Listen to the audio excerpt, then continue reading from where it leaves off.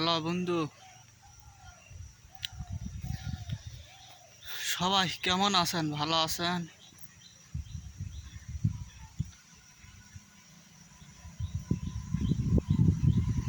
তো দেশের যে পরিস্থিতি, আশা করি ইনশাল্লাহ সব কিছু ভালো হয়ে যাবে।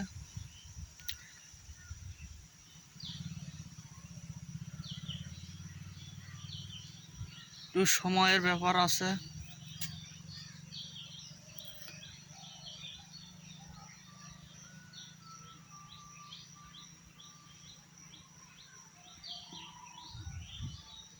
শিক্ষাই জাতির মেরুদণ্ড। শিক্ষা ছাড়া কোনো জাতি উন্নত করতে পারে না এবং উন্নতি হতেও পারে না।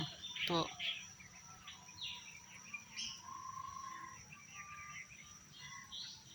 ইনশাল্লাহ পরিস্থিতি সব কিছু স্বাভাবিক এবং ভালো হয়ে যাবে। দেশ এবং দেশের বাহিরে যতদূর আমার বন্ধু ফ্রেন্ড সার্কেল আছে সবাইকে আন্তরিক সালাম, আসসালামু আলাইকুম। সবাই ভালো থাকবেন এবং দেশের পরিস্থিতি সবাই মিলে ভালো ও সুষ্ঠু সুন্দরভাবে গড়ে তোলার চেষ্টা করবেন।